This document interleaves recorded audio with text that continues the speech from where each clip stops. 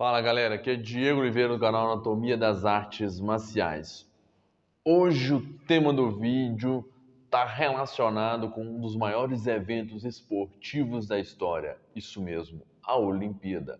Hoje a gente vai trazer todas as lutas ou modalidades combativas que estão nas Olimpíadas. É agora mesmo, então se liga aí.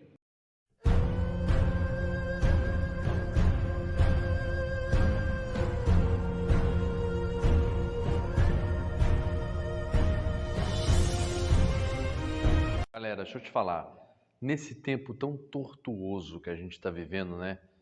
Crise vindo aí, um índice de desemprego grande, empresas fechando, como a parada lá da Ford, né? Quem diria, né, que uma empresa tão consolidada aqui no nosso país fecharia? Tá te preocupando essa crise? Se você está pensando o que fazer, eu tenho uma resposta para você. Acesse o link que está aqui na descrição e conheça o curso Descomplica o Upgrade, da Bruna Siqueira, casca grossa em marketing digital. Aprenda a investir com sabedoria e conhecimento, porque conhecimento é poder. Mude de vez a sua realidade. Aprenda a investir e aprenda a lidar com o mercado de trabalho nessa nova era que a gente está vivendo. Porque quem entra no marketing digital, quem aprende a vender na internet, não se arrepende. Confia em mim, eu sei o que eu estou falando. Antes de mais nada, deixa o seu like, se inscreva nesse canal e ativa o sininho para não perder mais vídeo nenhum. Vai no link da descrição, tem meus livros lá, vocês vão gostar bastante, eu tenho certeza disso. Bora pro vídeo. Enfim, a primeira luta que a gente vai apresentar aqui é uma luta que a gente ainda não apresentou, que é o judô. E para contar a história do judô, eu preciso voltar lá no passado, mais precisamente no ano de 1882, onde essa arte marcial esportiva foi criada por Jigoro Kran, que era um cara educador físico casca grossa, ok? O sensei Kano, ao criar essa arte marcial, tinha como objetivo criar uma técnica de defesa pessoal para suprir a decadência que o Jujutsu ou Jiu-Jitsu estava passando na época, ok? São as técnicas mais voltadas ali para o combate de solo, projeção, imobilização. A técnica de Kano unia o físico, o espírito e a mente, e essa arte marcial chegou ao Brasil em 1922, em pleno período de imigração japonesa. O judô teve uma grande aceitação no Japão, espalhando posteriormente para o mundo todo, pois possui uma vantagem de unir técnicas do jiu-jitsu com outras artes marciais orientais. As lutas de judô são praticadas num tatame de formato quadrado, de 16 a 14 metros de lado, metros de comprimento de lado. Cada luta dura até 5 minutos. Vence quem conquistar o ippon, que é o golpe perfeito. Se ao final da luta nenhum judoca conseguir o ippon, vence aquele que tiver mais vantagens, isso se não for para o Golden Score, que é a hora do ponto de ouro ou morte súbita. O ippon é conquistado quando um judoca consegue derrubar o adversário imobilizando, com as costas ou o ombro no chão durante 30 segundos, dependendo da técnica. Tá? Quando o ippon é concretizado, o combate se encerra. Uma outra maneira de pontuar que o judoca tem é o vazare, que quando se conquista um vasário, o atleta ganha 10 pontos, tá? Que é, na verdade, o que acontece. Se você conquistar 2 vazares, que são 10 pontos, você automaticamente ganha um ippon, ok? Outra forma de conseguir estes pontos.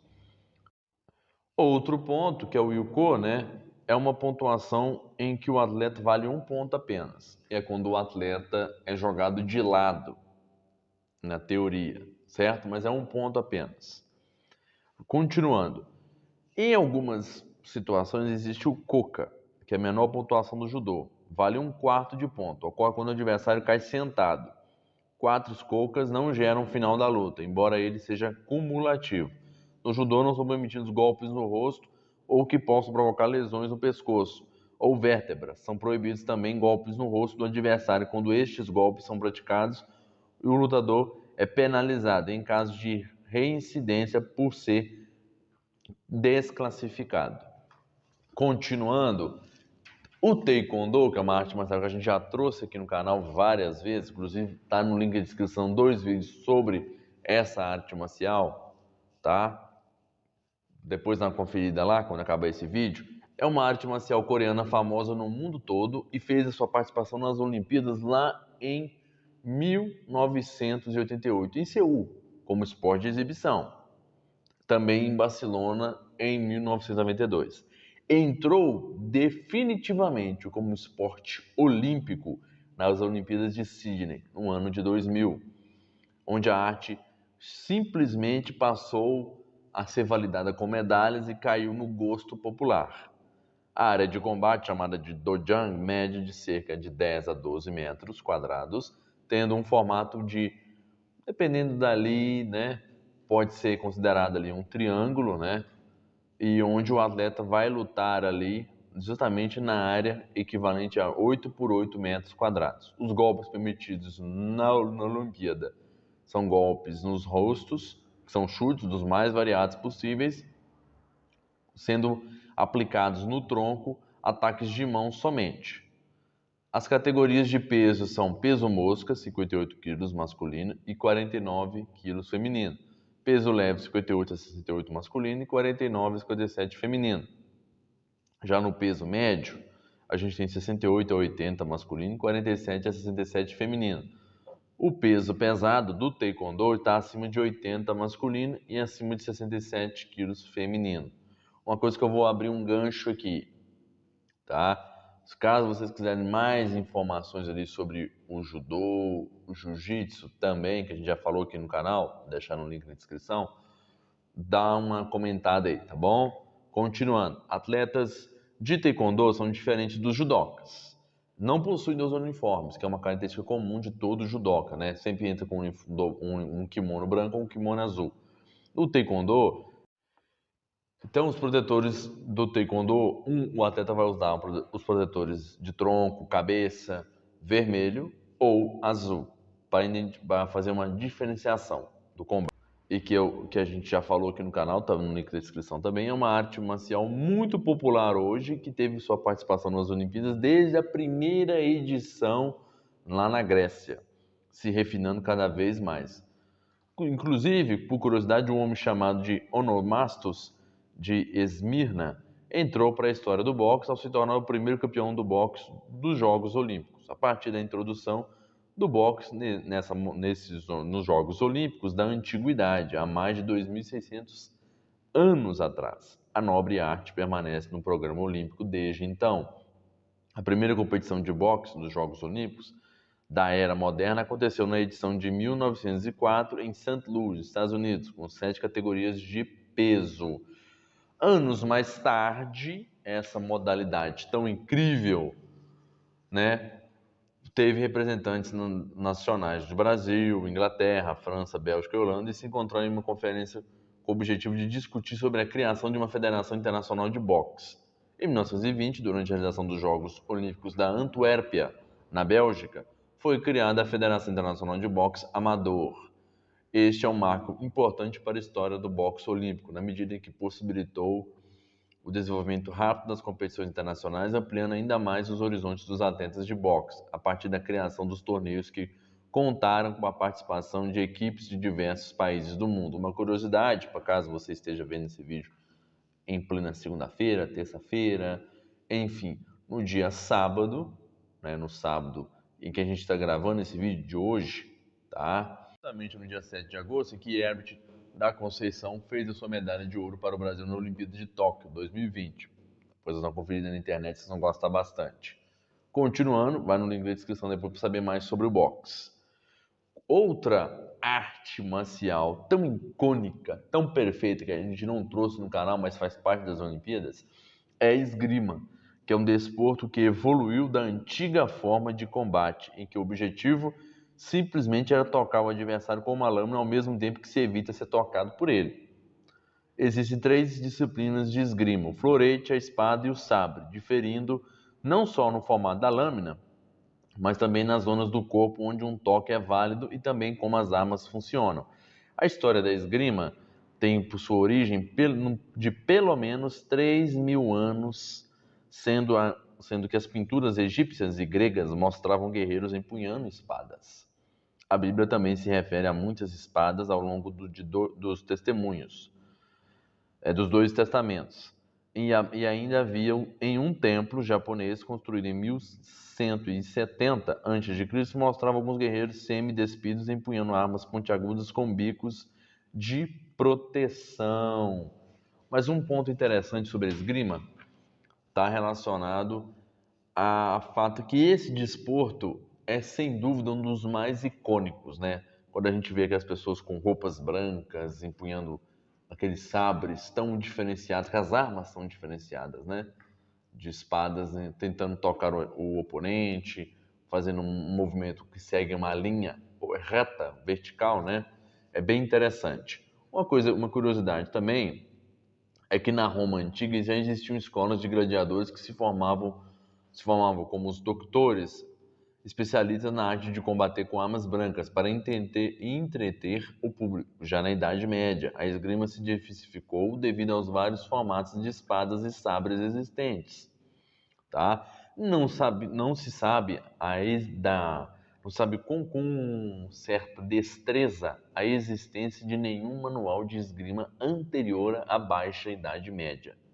Embora existe a literatura antiga e medieval, saga Vikings e contos alemães, que mencionam feitos de conhecimentos militares, tá? E por isso, alguns pesquisadores tentaram reconstruir antigos métodos de luta, como o pancrácio e técnicas de combate dos gladiadores, usando como referência essas fontes de testes práticos, embora essas recriações sejam mais especulativas do que baseamente instruções reais. O estilo alemão de esgrima tem como figura central Johann Lichtenauer, considerado o pai da esgrima alemã, sendo que o que se sabe sobre ele e seus ensinamentos estão preservados no manuscrito de 3227 a.C. e nos vários manuais dos seus alunos e sucessores. De acordo com este manuscrito de Lichtenauer, era um grande mestre que viajou por muitas terras para aprender a sua arte. Tais manuscritos do século posterior à sociedade Lichtenauer é conhecido como um grupo de mestres de esgrima que se consideraram discípulos de Lichtenauer, que detinham seus ensinamentos. E outro ponto importante é que o manuscrito nessa língua, esse manuscrito mencionado, de certa forma foi influenciado e gerou ali o primeiro manuscrito da língua italiana, em que se tem notícia que era o manuscrito de Flores de Lantor, de Fiore della Liberni, encomendado pelo Marquês de Ferrara por volta de 1410. Neste manual, ele documentou técnicas que envolvem combate corpo a corpo, adaga, espada de uma mão, espada longa, lanças e alabardas de combate com e sem armadura. Então, a esgrima italiana, como arma medieval, é representada por Filippo Vadi em 1482 a 1487. O ano vai se passando e evoluindo, e é justamente nesse ponto que começa a magia do negócio. Por quê? Porque desde os primeiros Jogos Olímpicos da Era Moderna, em 1896, a esgrima faz parte das modalidades olímpicas, sendo uma das 4 modalidades que fazem parte dos Jogos Olímpicos desde a primeira edição. Tá? Uma curiosidade é que as disputas masculinas começaram nas Olimpíadas com o florete e o sabre, já lá em Atenas. A espada foi introduzida nas disputas masculinas nos Jogos de 1900. Mas, basicamente, em 1924, as mulheres começaram a participar dos Jogos Olímpicos, mas somente na modalidade do florete individual, e até 1992 as mulheres continuaram a jogar somente na modalidade do florete. Em 1996 precisamente, elas começaram a competir nas Olimpíadas na modalidade de espada também. Já em 2004, elas começaram a competir nos Jogos Olímpicos com o sabre. Apesar do termo luta de esgrima ser frequentemente usado por esgrimistas, é o fato de esgrimir nunca se tem uma luta de esgrima ou luta esgrima, mas sim jogar esgrima, pois a esgrima é um esporte. Continuando, Vamos dividir bem essa ideia de arma, né? Florete é uma arma mais comum entre os esgrimistas, que pode ser uma lâmina mais flexível e mais leve do que a espada ou consequentemente, do que o sabre. É uma arma que se joga com mais delicadeza no toque e no torso somente.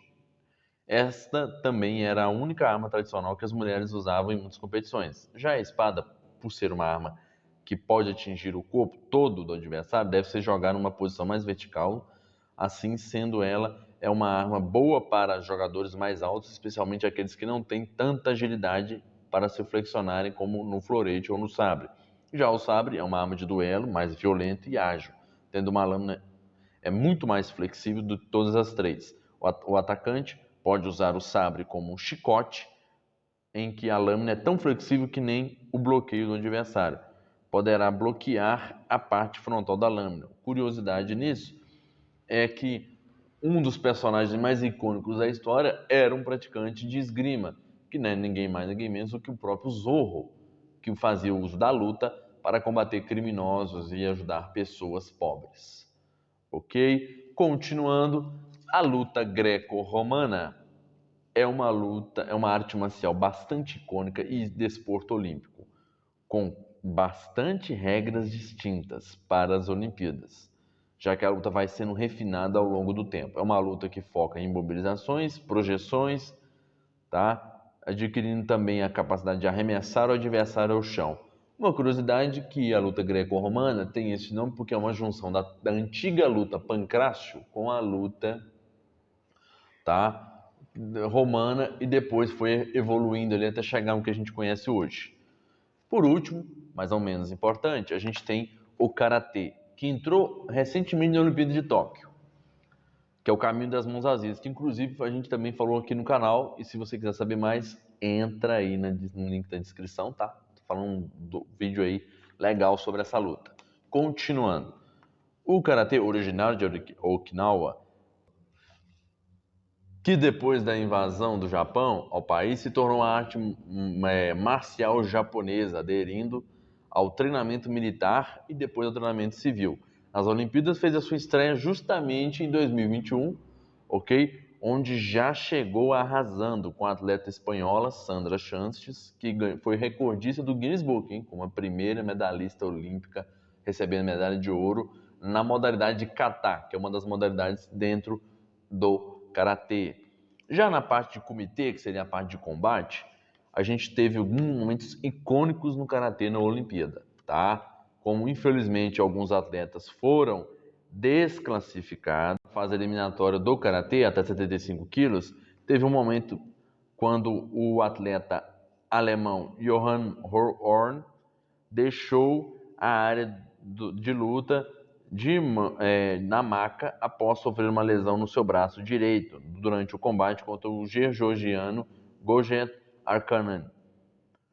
Consequentemente, um fato que me chamou a atenção foi na luta da final de 75 quilos entre o lutador da Arábia Saudita e o lutador iraniano, em que o lutador da Arábia Saudita, no momento de descuido do iraniano, em que havia entrado para cima de guarda baixa, recebeu um ataque de Tarej Hamidi, que o nocauteou na hora, o atleta do Irã, chamado de Jared Gamdeh.